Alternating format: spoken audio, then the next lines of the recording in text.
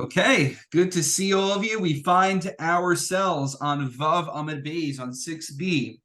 And while you are finding the place, I just want to wish a happy holiday to everyone, for those observing Pesach Sheni and for those observing the end of May the 4th.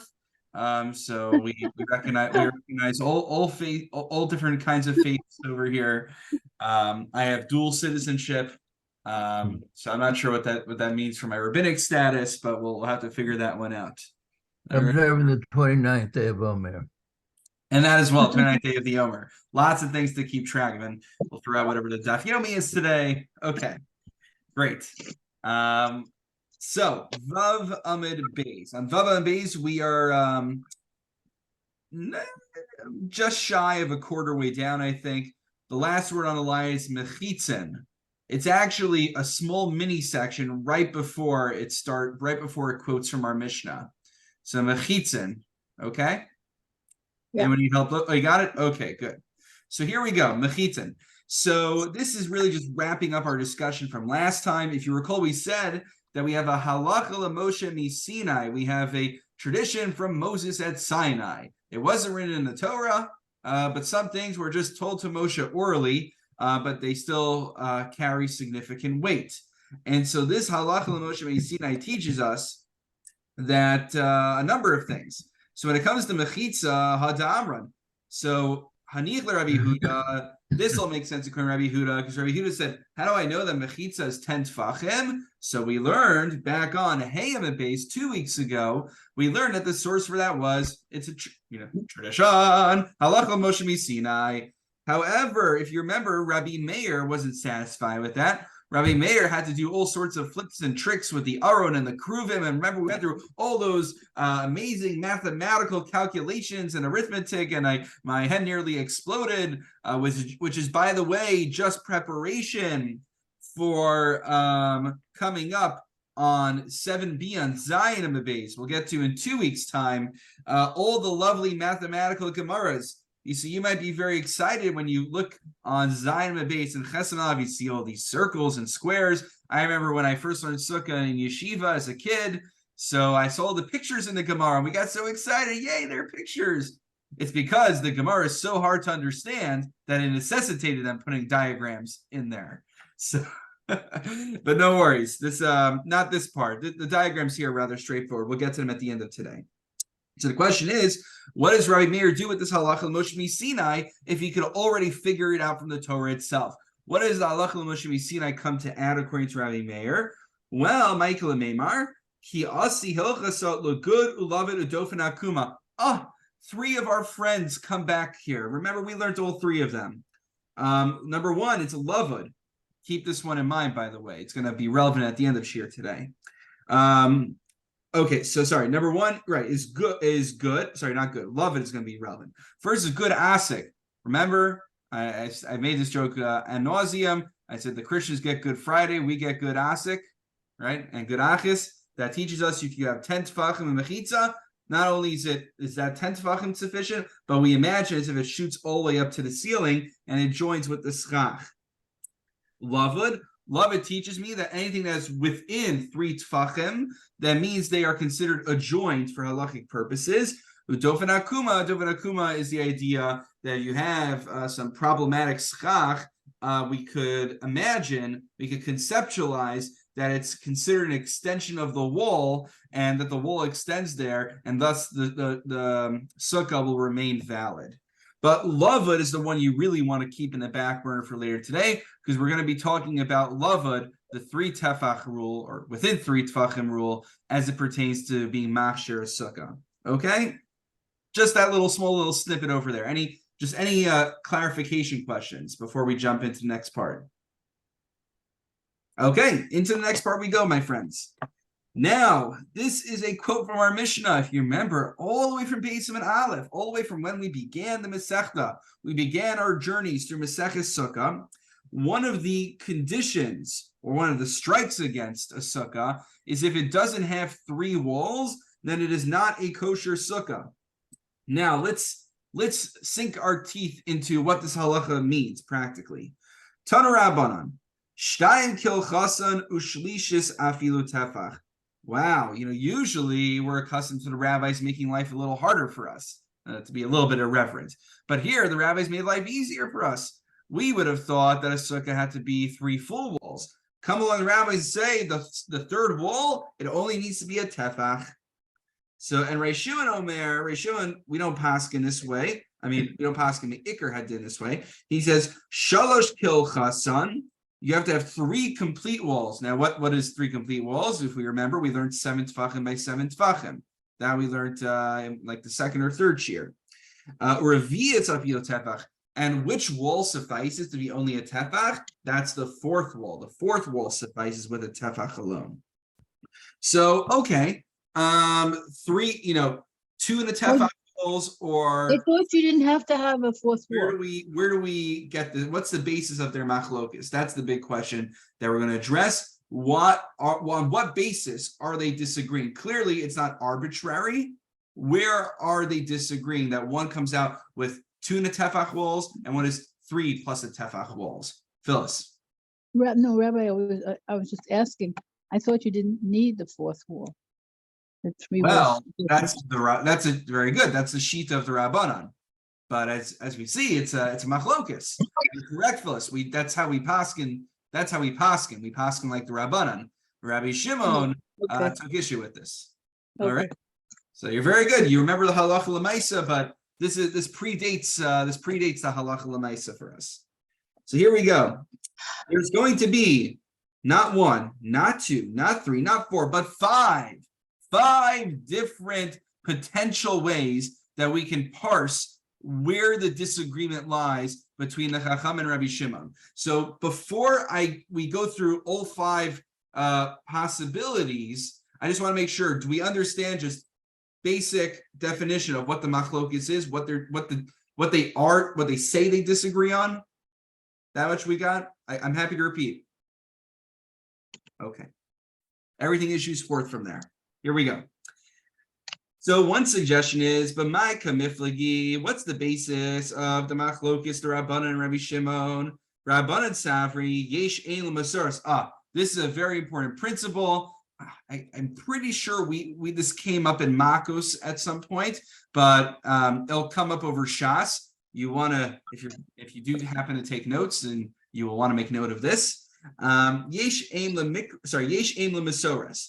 So you may have noticed that the way we read the Torah and the way it's written doesn't always correspond. Perhaps one of the most famous instances of this is who and he. Many times, who and he, even though it's written one way, it's pronounced the other way. And what we're going to see here as well is that even though, actually, do you have the psukim in the margins of your Gemara? Or maybe Art Scroll quotes the psukim for you? If Art Scroll quotes the psukim, you don't need to go too far. I'm sure the footnote gives it to you. Take a look at, and if you don't happen to have any psukim in your Art Scroll, which I'd be very surprised, or in the margins of your Gemara, then you could grab a Bible off the shelf, which hopefully you have somewhere.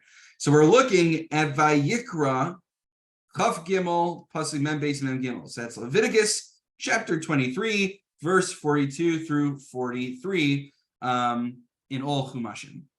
So take a look.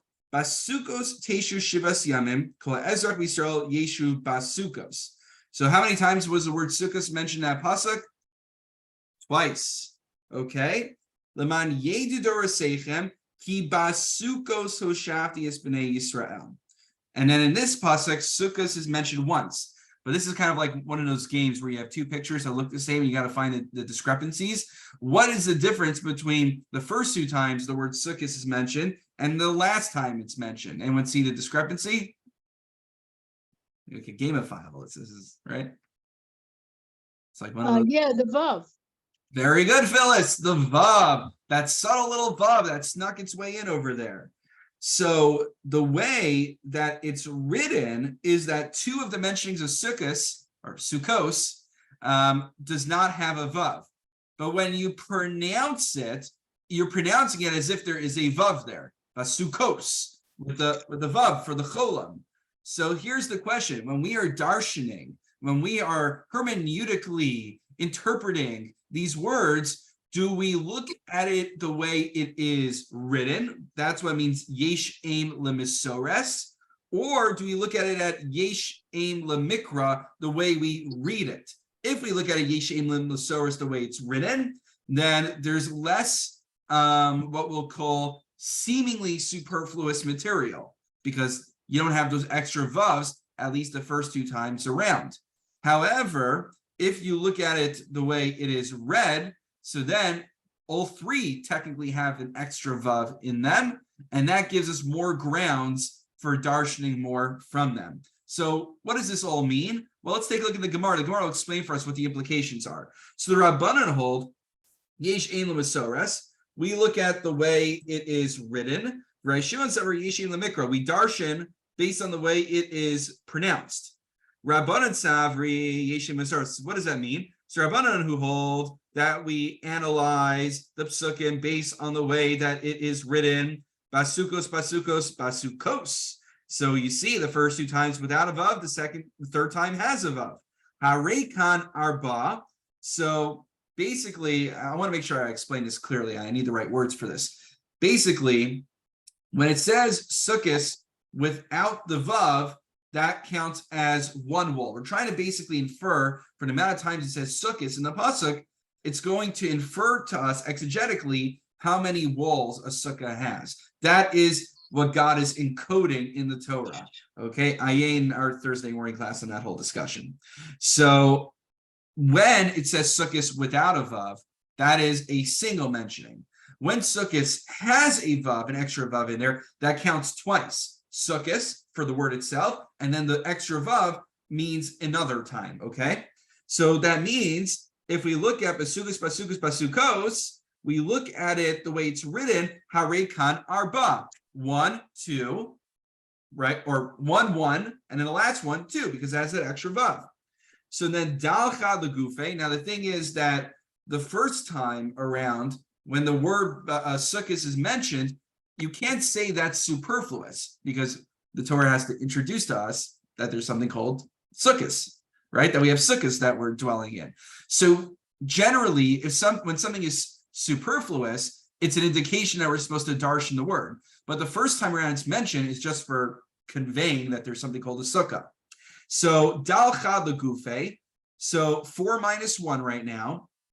Ashilu tlasa. So we're left with 3 walls. Shtaim kil chasan. Now comes in the halacha Moshe Sinai and whittles it down even further. 2 walls are complete walls of 7 tefachim. Vasi hilchasa garasi l'shlishis masa tefach. And comes halacha Moshe Sinai and knocks down the 3rd wall down to a measly little tefach. Whereas Rabbi Shimon Savar yesh aim lemikra. We look at the Torah not the way it's pronounced, not the way it's written, but the way it is pronounced. So then, basukos, basukos, basukos. I know they're all pronounced the same way anyway, but I'm just doing for emphasis. So then you see each and every word, the way it's pronounced, would have that extra vav. Sarekan sheish, 2, 4, 6. That gets us to 6 to start off with. Now, whoever heard of a 6-sided sukkah, right? That's not generally something we do. So you're right. Let's go through the mathematics. Dal chad kra legufe. Just like before, the first time sukkah is mentioned, we have to deduct that because that's not an extra word. Pashaluhu arbas. Now we're down to 4 walls. Shalosh kil chasan. And just like before, we introduced halacha Moshe Sinai, which 3 are complete walls. And the comes halacha Moshe Sinai and knocks down the 4th wall down to a tefach. So that is the first way to understand Machlokes Rabbanan Rabbi Shimon. Is a yesh aim lemesoros, the way the Torah is written, or yesh aim lemikra, we darshan based on the way it is pronounced. I want to just pause for a moment. The next 3 suggestions is built on the premise that we understand this first one.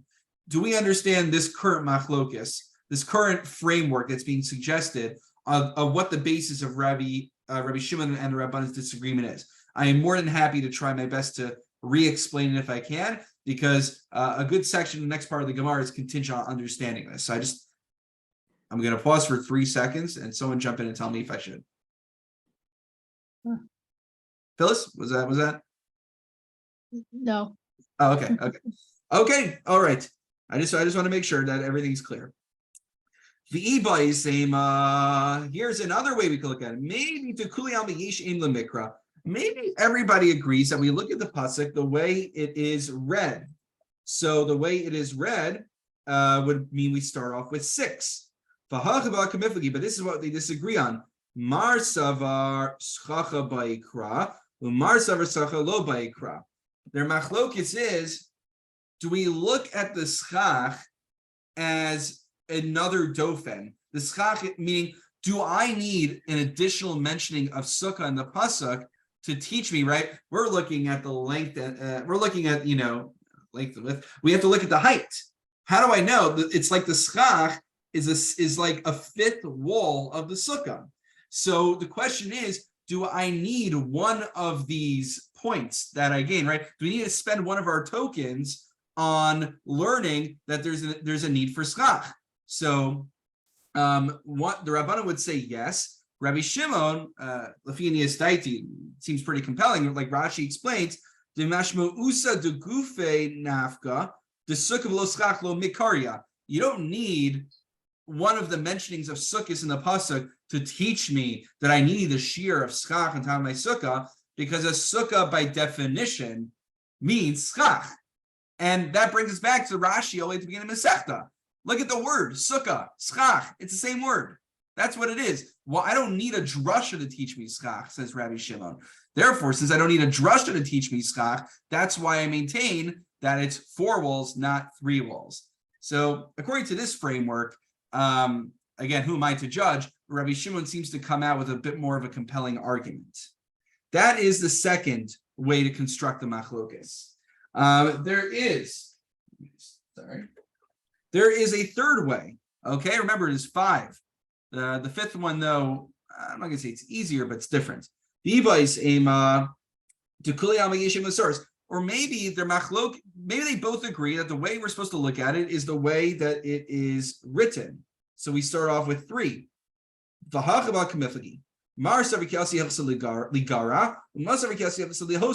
Maybe they both agree that we start off with 3 walls based on how we darshan from the way it is written. But then the question is the halacha Moshe Sinai coming to add or to subtract? Is halacha Moshe Sinai coming to tell me that you start off with 3 walls, but we knock down the 3rd wall to a measly little tefach? Or is it that our baseline is 3 walls, and then halacha Moshe Sinai teaches me, and on top of 3 walls, you need a 4th wall that is a tefach? So that also is a viable way to explain their machlokus. Maybe that's the machlokus between them. And now, number 4, maybe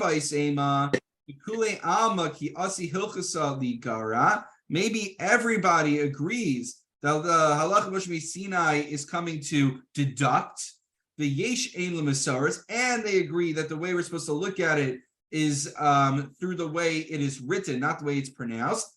If so, what wiggle room is there for Rabbi Shimon to suggest that there could be a 4th wall anyway, if we're starting off with a baseline of 3?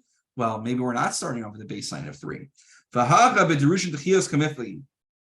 I opened up the shir, I said that the first time the word sukkah is mentioned is not superfluous, therefore we can't darshan it.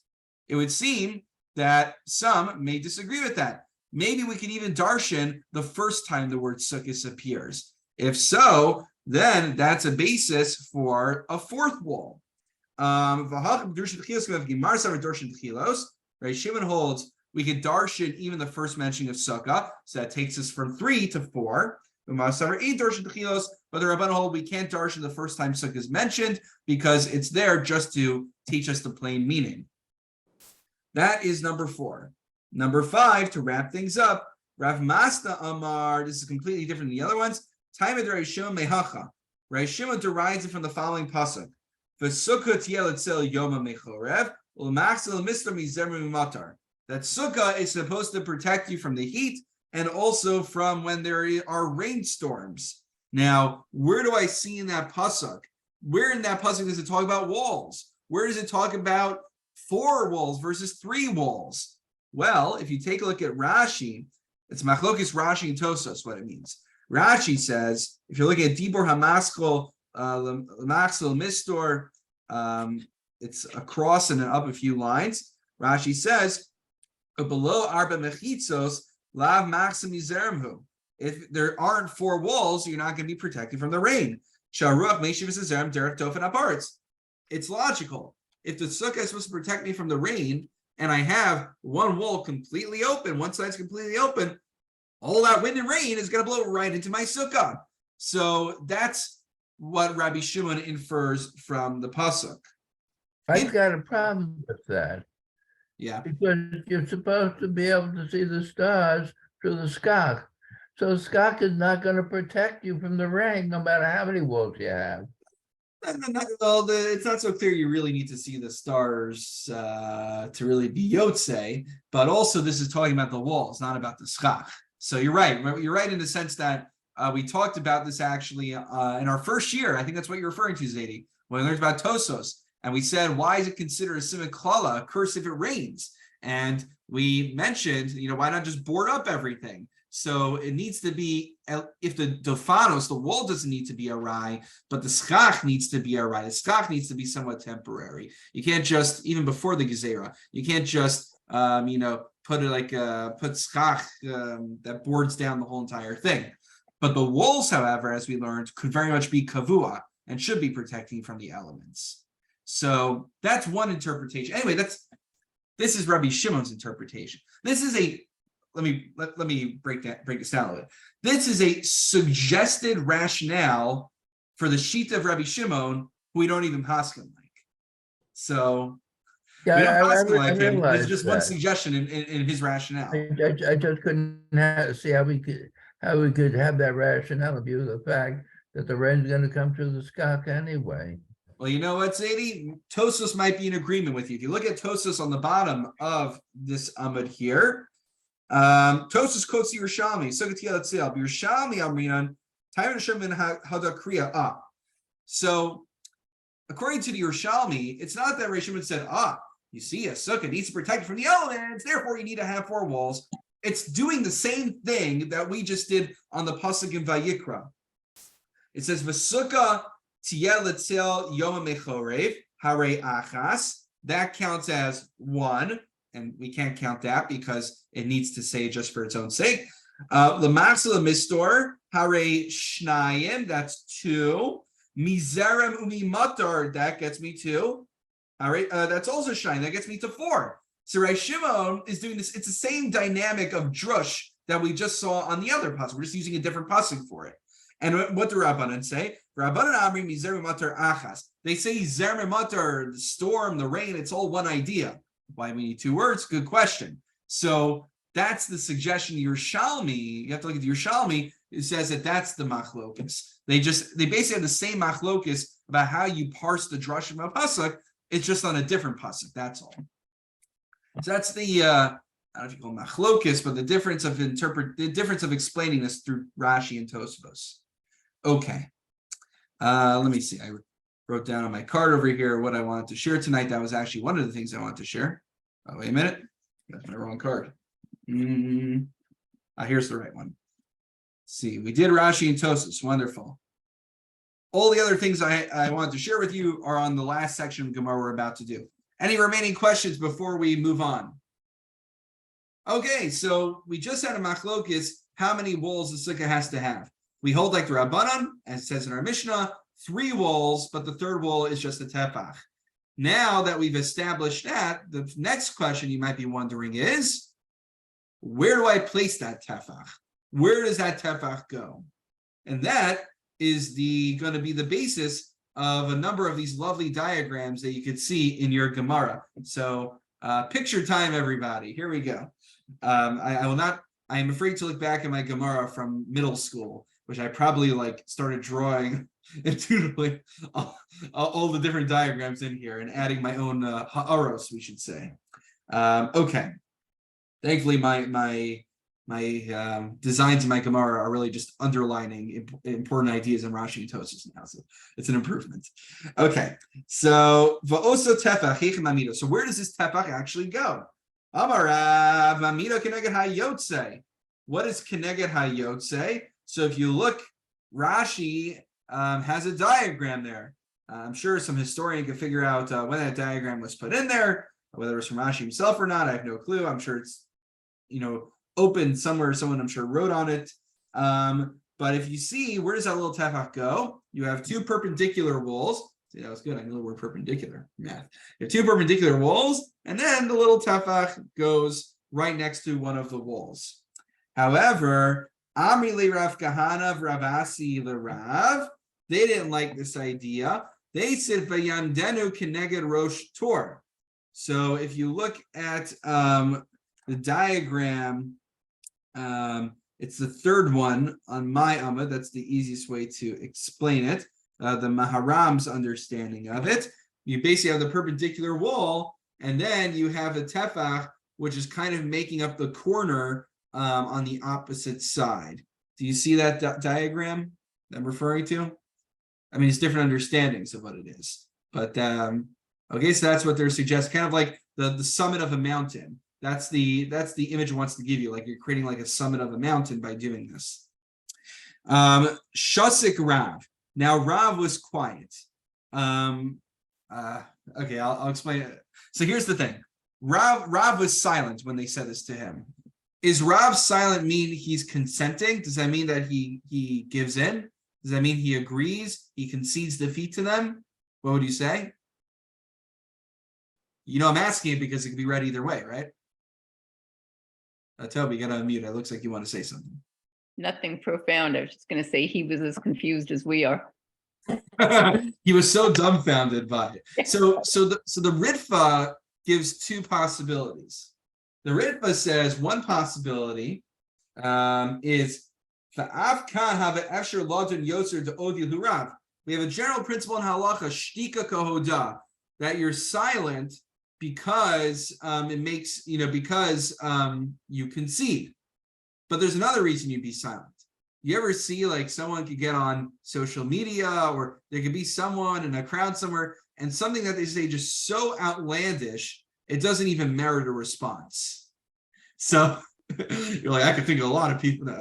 So that's actually what the Ritva says. Vayidom Aharon. Look, what was that?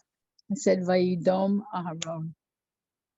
Yes, we would have to figure out what's going on over there. It's not even shtika, it's a different word. But yeah, that's another instance of silence. Look at the continuation of the Gemara.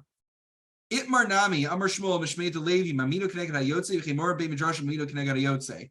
The issue here is that it sounds like, even though Rav didn't respond to his detractors, it seems like the consensus opinion was in line with Rav, which suggests the Ritva says, this is why it's important to look at things. This is like this classic joke that they say all the time when they learn Bava Kama, they learn some Gemara, and then like they go into a whole entire Ian Shir on the first two lines in the Mishnah, and then they realize if they read the first two lines of the Gemara, they would have had an answer to their question, and it didn't need an entire pilpul on the Mishnah. So the Ritva says it's a good thing we just read the next few words in the Gemara.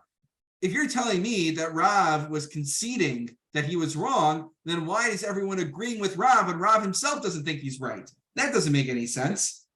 Ela kevan the havina l'shmuel mishmei delevi l'kulu the midrasha d'umur kurav. Since everyone seems to paskin like Rav, lo chayshina l'divrei Rav Kahana Rav Asi. They don't care what his detractors say.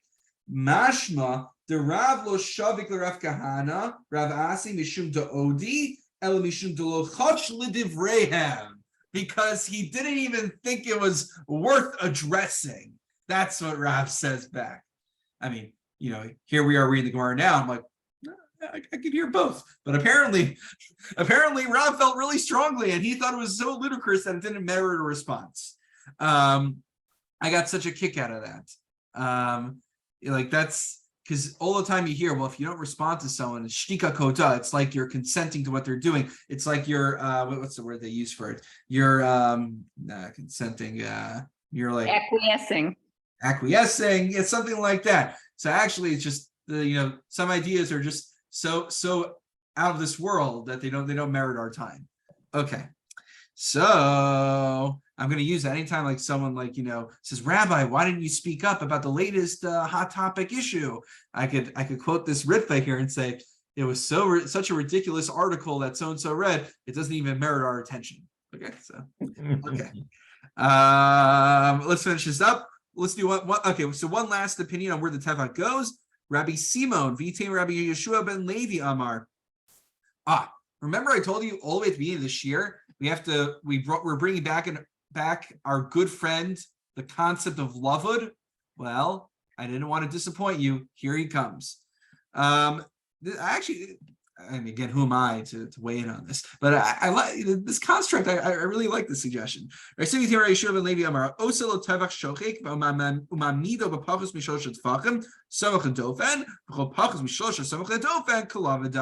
going on over here? Basically, remember how the wall needs to be 7 tefachim? So how do I reduce them from 7 tefachim down to 1 tefach? So if you measure, it's like a looser tefach. Instead of like a squeeze fist, imagine my fingers are separated a little bit. So it's a slightly bigger tefach.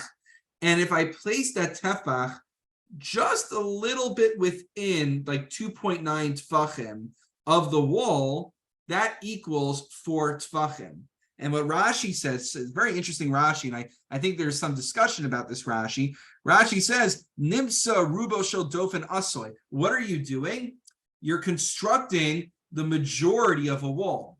And by having 4 out of 7 tefachim, we apply the principle of rubo kikulo, that if the majority of the wall is there, we view it as if the entire wall is there. And while that doesn't work, stand up. I'm looking at these drawings and I'm saying, how is that possibly standing? That wall. This is bird's eye view. Unless you have different do you have different pictures? Can you show us the picture you're looking at? From the art scroll. Looking at the art scroll. The art scroll's on my shelf, but if you could.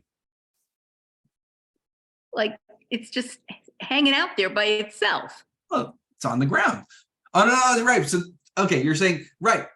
It's not attached. Right, exactly. It's not attached. That's the whole thing. It's like a phantom wall, almost. It's like a phantom. Right, but it's using, look at the beauty of this. You just see this little piece of wood jutting out of the ground. You're like, what is it? That's not called a wall.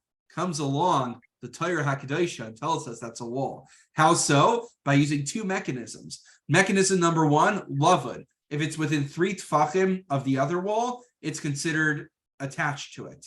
Now, since it's considered to be one wall of 4 tefachim because within 3 tefachim the other, now we could say, since it's the majority of the shear you need for a regular wall, even though it wouldn't work that way for the first 2 walls, that's what the Halacha Moshe Sinai teaches us, that you have the majority through that tefach that constitutes the All I'm third saying wall. is, this thing's going to fall down, and I'm not sitting in a that has phantom walls that are halachically a wall, but couldn't possibly work to hold anything up. I mean, this is nonsense. We have to have more emunah and bitachon. What could I say? And it's not going to protect you from the weather. There's nothing stopping you from nailing it into the ground.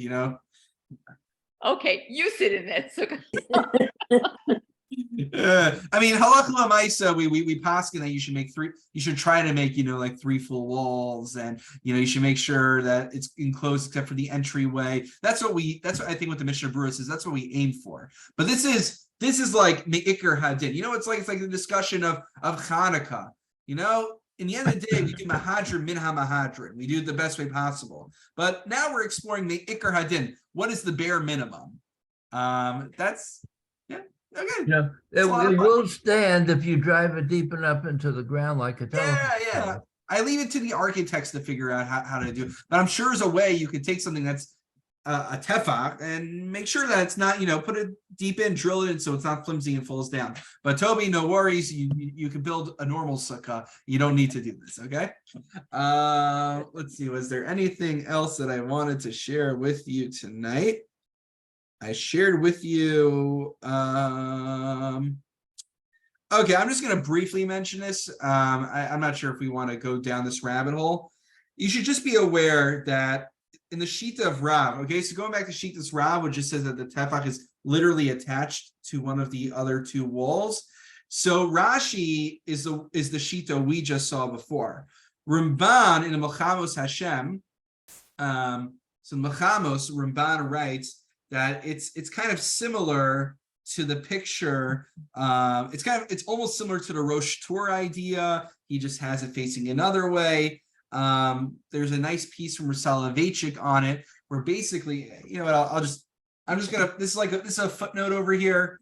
I'll mention to you just so again we can bring in, right, we're all Orthodox, we left for Soloveitchik, so should bring him in a little bit. So Soloveitchik said on this, he says that the machlokes between Rashi and Ramban is, what is the goal of this final tefach? Is the goal of the final tefach to enclose the sukkah, or is the goal of the final tefach just to create a mechitza? So according to Rashi's understanding of Rav, the purpose of that tefach is not to enclose the sukkah. It's just that the shear, what is the shear for that kind of wall? The measurement is 1 tefach. According to Ramban, who kind of wants to, similar to the Rosh Tur idea, place it over here instead, the idea is to create an enclosure of the sukkah. Albeit there's some openings here and there, but the idea is to surround the area you're sitting in, not just to be yotze the idea of having like one little tefach just to fill the idea of having a third wall, but the idea of putting it over here is to create an enclosure. Rashi holds we don't need an enclosure. We just need a third wall of mechitza that needs to be attached. But according to Ramban and Melchamos, the idea is to create an enclosure. That's a piece from Soloveitchik and Rishimos, which he explains in the more conceptual underpinnings behind the machlokes, lest we think they're just arbitrarily around wherever they want. Toby, yeah. Rabbi, can you make a sukkah like with one continuous round wall, like a teepee almost? I am so excited you asked, because the concept of a round sukkah, Toby, if you turn the page, you'll see that there are circles on Zayin Beis and Chesim and Aleph. Where? On 7b and 8, yeah. On 7b? Yeah, and 8a. You see all those circles? Not yet. Oh, okay. Not seeing it yet. Should be Oh, yeah. okay. Well, I Okay. think, oh, yeah, okay. We're going to be talking about circles. So I'm so glad you asked. And this, again, is a very famous / infamous section of Gemara. Infamous for people like me who don't do math well. But I'm glad at least that you're very excited for this, because this will address your question about circles. Tosos here is a famous Tosos because it talks about pi. But I always tell myself, I'm like, if I could just understand plain pshat in the Gemara, this is one of those Gemaras I'm not even going to bother with Tosos on. I'll just say that out loud. I'm not even going to bother with Tosos. I'm just sticking to the basic math of the Gemara. I'm not going any further. Okay, with that, we'll conclude Shir tonight. It's wonderful learning together with each and every one of you. Wishing you all a wonderful Shabbos. A reminder, we have a guest chazan, Zevi Muller, who will be leading in the sanctuary. Maybe he'll be nice enough to come to the 8 a.m. even and lead a cantorial service. I know, Toby, you would enjoy that, right? I know you would. So I don't think that's the plan though.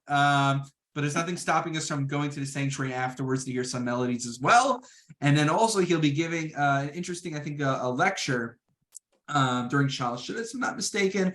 He has a very interesting bio if you look at it. He learned in Panovich and Mir, and now he's in some neuroscience. So, those are always interesting people when they come from the yeshiva, the hardcore yeshiva Shavelt, and all of a sudden they're becoming some huge neuroscientists.